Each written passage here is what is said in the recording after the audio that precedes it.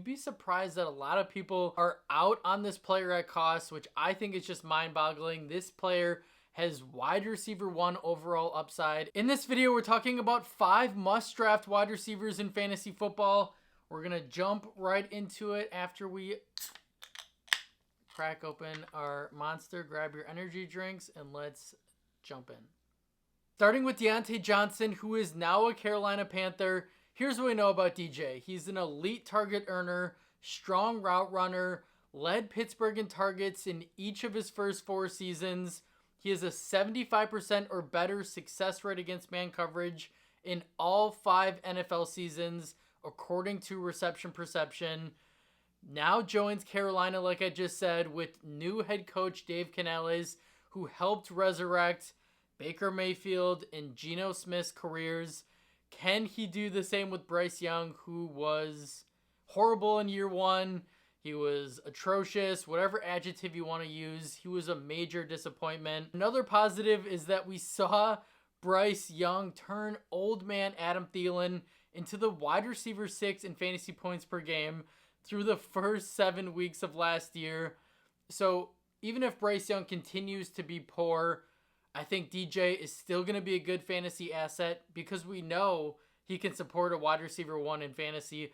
We haven't seen it for a full year, but Diontae Johnson is a much better receiver than Adam Thielen is. We know Carolina is going to be trailing in most games. They're going to be throwing.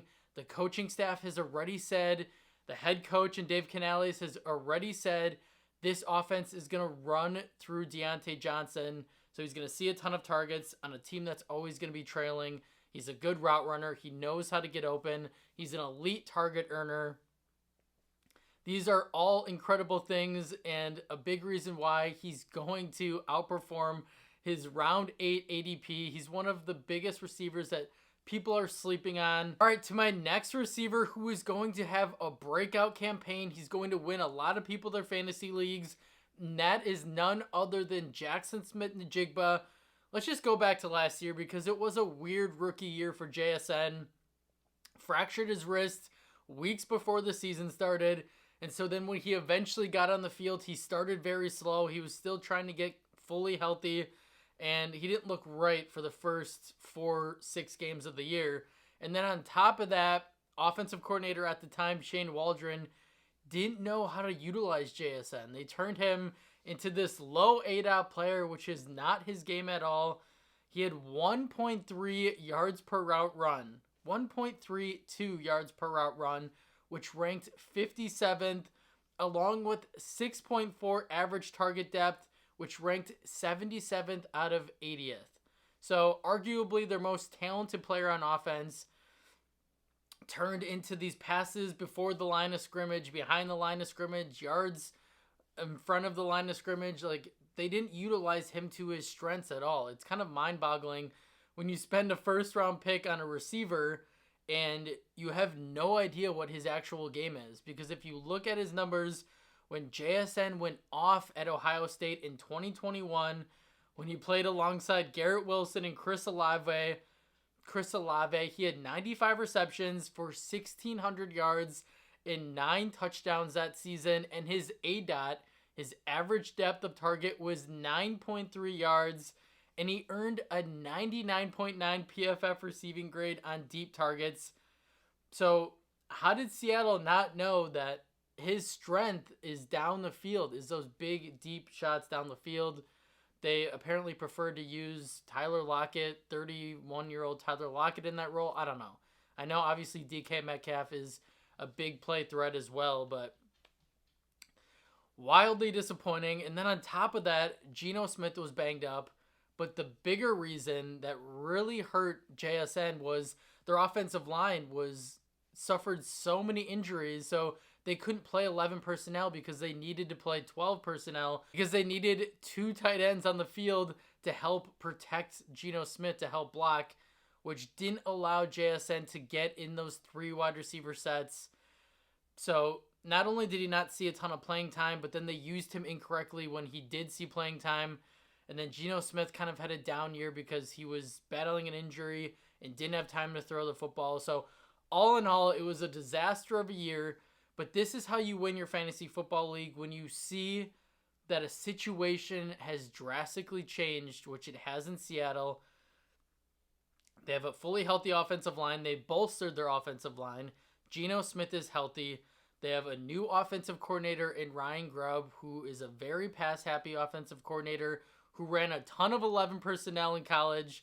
They have a new head coach in Mike McDonald, so no more run-heavy Pete Carroll. And on top of that, Tyler Lockett is entering his age 32 season. He's pretty much cooked at this point. Seattle would be stupid to not have JSN be the wide receiver 2 behind DK Metcalf. But if for some reason Tyler Lockett is still the wide receiver 2, like I just said, Ryan Grubb loves to run a lot of 11 personnel, so JSN is still going to get on the field, and I would assume they're going to use him correctly this year. JSN is a massive steal in round 9, round 10. He's going to absolutely outperform his ADP, and is a wide receiver. If you take any of these wide receivers on this list, Jackson Smith-Njigba is one of those players you should leave every single draft with, because there's not much risk involved in round 9, round 10, and there's all the upside in the world. To my next must-draft wide receiver, and that is Christian Watson. Unfortunately, Watson's career through the first 2 years has been defined by these nagging hamstring injuries. But this offseason, Watson spent a ton of work, got a ton of advice, went to many different facilities, therapists, doctors, to help figure out why he's having these hamstring injuries. And what they did find was his hamstring that he's been suffering these strains in, his leg, was drastically smaller in terms of muscle mass than his other leg.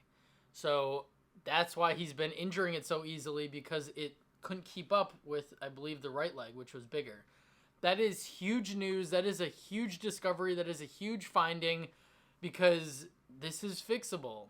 He potentially just isn't one of those guys who's just always has hamstring injuries. We found the issue, and he's already been working all offseason to get the left leg, I believe, to get more muscle on his left leg so it's symmetrical with his right, so there's no deficiencies. Now, if you would have told me that we're going into this season and he has hamstring injuries, they don't really know why, I would be absolutely out on Watson. But for the fact that we found the reason early in the offseason, and I believe I've seen reports that the difference in leg size isn't nearly as drastic as it was at the end of last year. If that wasn't the case, I wouldn't be drafting him. But since they found this, I'm all in on Watson, especially at cost. And from weeks 5 to 13 last year, Watson was still the guy when he was on the field. He led Green Bay in target share, air yard share, yards per route run, end zone targets, first read share.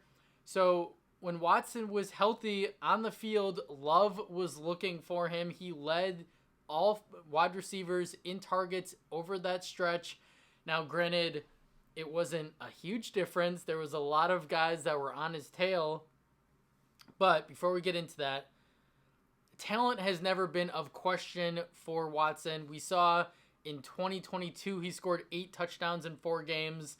Last year, he had a bunch of big splash plays. He's a touchdown machine. And I do think that if he is fully healthy this year, they're going to use him in more creative ways. They're going to get him the ball on those short slants, and he's going to use his 4.3 speed. They didn't really give him a lot of those opportunities because I just don't think he was really ever 100% last year. If we see that game this year where he's more of a possession guy than just a 2 catches for 60 yards and a touchdown guy, if he can turn into 8 catch guy for 100 yards and a touchdown, he is going to be an absolute stud. And he's a rare breed. He's a mismatch nightmare at 6'4", big body, 4.3 speed. But Green Bay's wide receiver room is really talented, is really young. He's going to have competition for targets with Jaden Reed, Dontavian Wicks, Romeo Doubs. They have 2 really good tight ends in Luke Musgrave, Tucker Kraft. They have some younger wide receivers that we don't need to mention that could make an impact.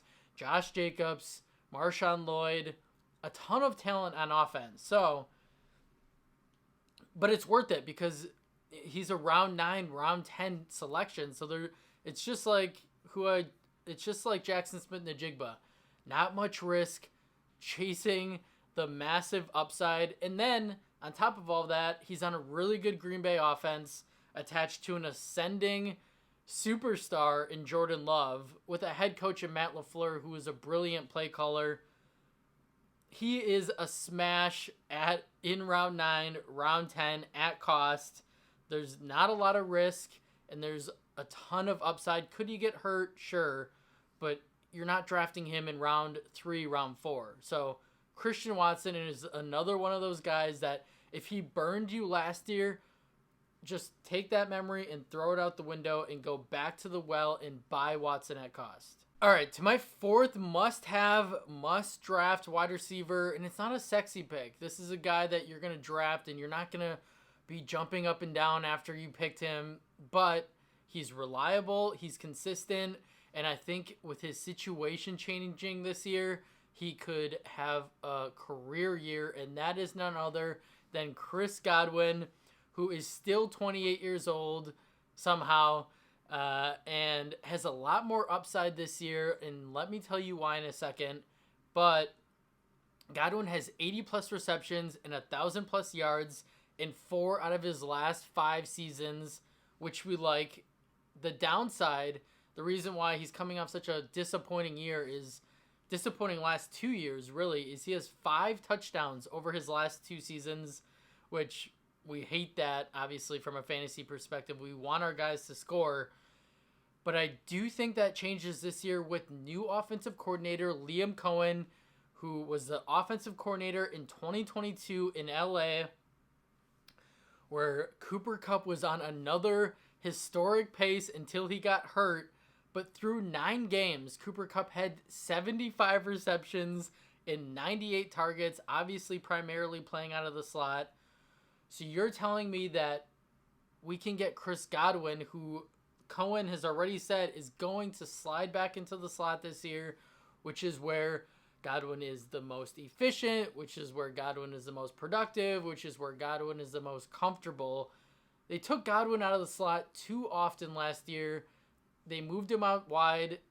I don't know the percentages, but he wasn't really in his normal slot role. That's going to change this year. It's huge news because Godwin has 4 straight seasons as a top 20 wide receiver in fantasy points per game when he is a full-time slot receiver. That is insane, especially when you can draft Godwin in round 7. I think Mike Evans takes a step back as he is getting older, 31 years old. I think Godwin is a sneaky steal at cost because what do we always talk about? Don't just look at the numbers from the previous year. You have to always look at the situation. Is the situation changing or is it staying the same? The situation is changing drastically as Godwin is going to be a full-time slot receiver. If you told me that wasn't going to change, same thing with Christian Watson. If you told me they didn't find the reason for his hamstring injuries, then I would be out at cost. But something changed. This is a very underrated piece of advice or tactic in fantasy football that a lot of people don't understand or don't take the time to read into these things. But this is huge news for Chris Godwin, and he is absolutely a must-draft at cost this year. To my final receiver, and this one may seem obvious to most, but you'd be surprised that a lot of people are out on this player at cost, which I think is just mind-boggling. This player has wide receiver 1 overall upside, and it's so crazy to me that people are so blinded to it, or they got burnt so bad last year that they don't want to touch him, and that could be the difference of them missing out on a fantasy football championship, and that player is Garrett Wilson, who people are doubting the situation because Aaron Rodgers is 40 years old. Newsflash, Tom Brady played till he was 45.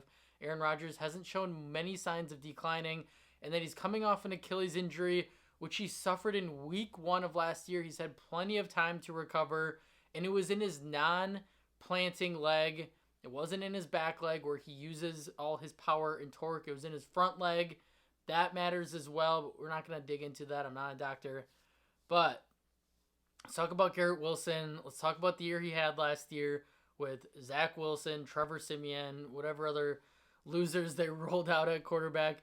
Garrett Wilson still had 95 receptions and over 1,000 yards receiving. Yes, he only had 3 touchdowns, but that was because of the horrible quarterback play that ranked 30th in adjusted completion rate and 27th in catchable target rate last season.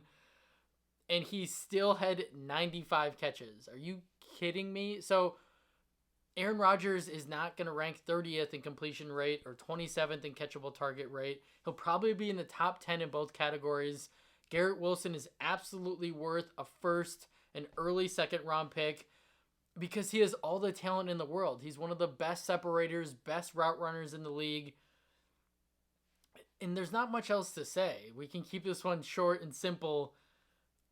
Garrett Wilson will have a Devontae Adams-esque season this year with Aaron Rodgers. I think he puts up 100 plus receptions, 1,300 receiving yards, and 10 to 12 touchdowns. This is a player you absolutely need to be all in on.